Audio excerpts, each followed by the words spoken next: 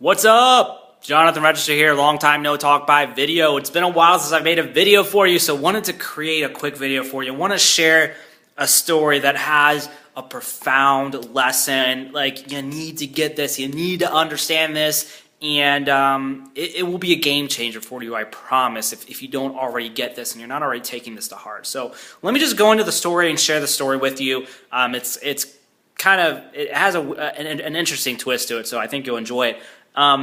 So growing up, I hung out with three guys, and these three guys, like, we were just best friends, and we would hang out constantly. The weekends we would hang out, and we all went to separate schools, but we actually all went to the same church. And growing up, church was a big part of my life, and church was like all the time thing, and so we'd constantly hang out. My youth minister growing up, he would say, he would call us the Four Horsemen because we're just together all the time. So one thing that we liked to do on each other and on other people is we liked pulling pranks. We were constantly pulling pranks and doing crazy, goofy stuff on people. And, I've got some crazy stories I could share as far as pranks, but I'll save that for another video. But anyways, the point is we liked pulling pranks on each other and other people, and then this thing, pulling pranks, it stuck around for years and years and years, and even to this day we still pull pranks on each other. But so fast forward to about 6 years ago. It'll be 6 years in September. 6 years ago, I can remember my wife and I were engaged. My wife now. Back then, she wasn't my wife, obviously, but we were engaged, and we had our date of our wedding set, and the wedding was fast approaching.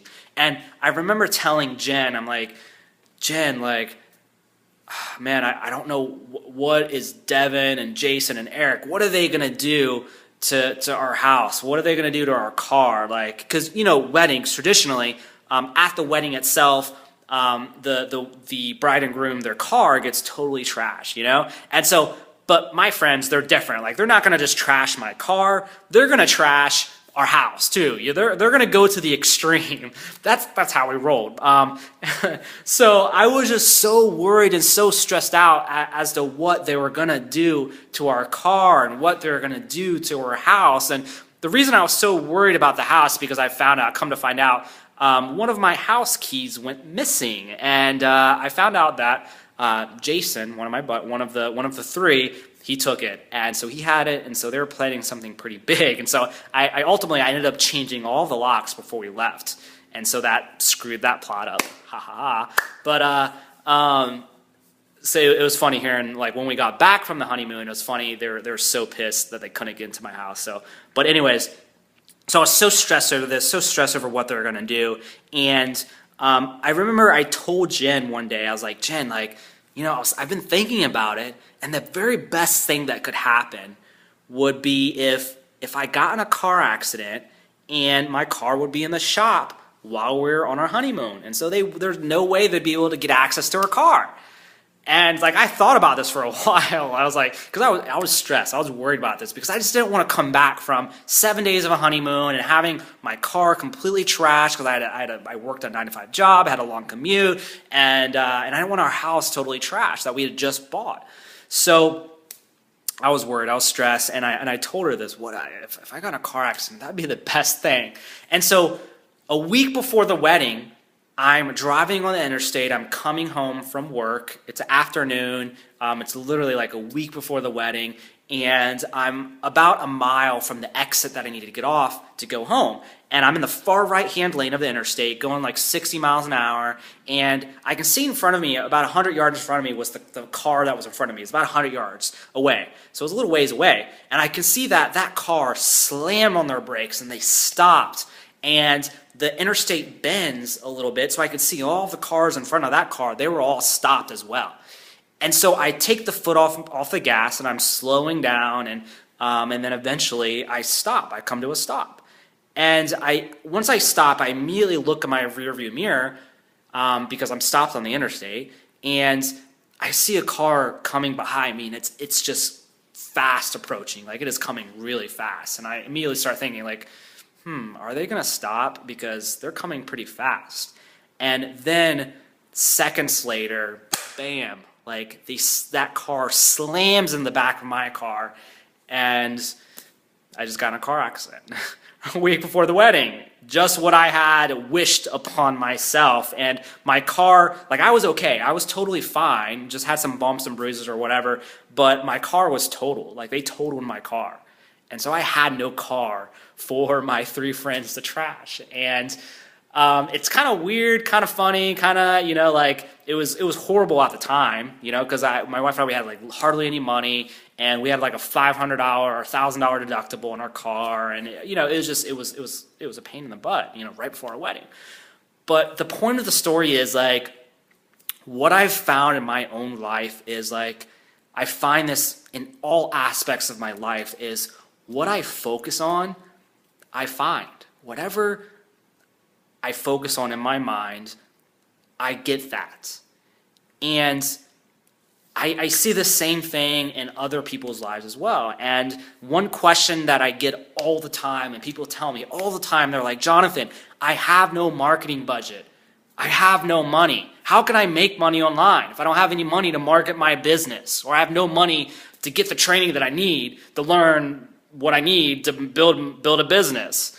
And my answer to that is, you're focusing on the wrong things. Instead of focusing on what you don't have, you need to focus on what you want, not on what you don't have. And because like if you continue focusing on having no marketing budget or having no money, you're just going to continue having that.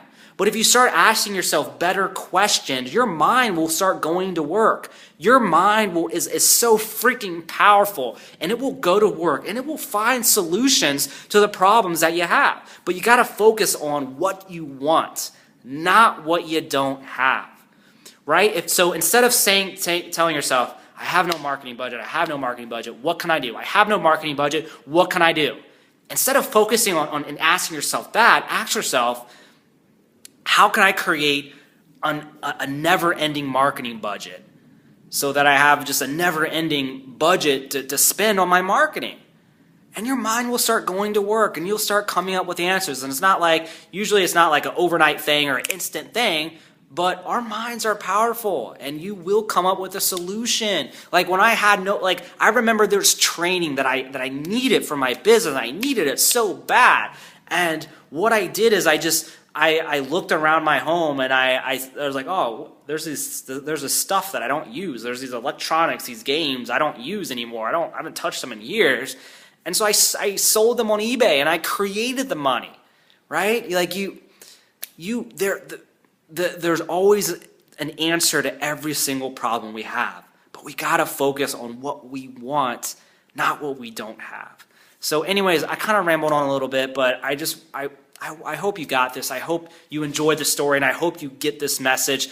Please share this video, like it, comment, and just share if you got any value. And so together we can help touch as many lives as possible, because that's my mission.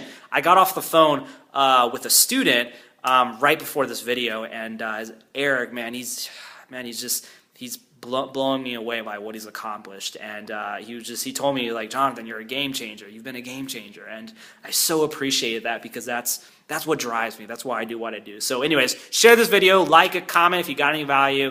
And hey, I'll see you in another video. Jonathan Register, out.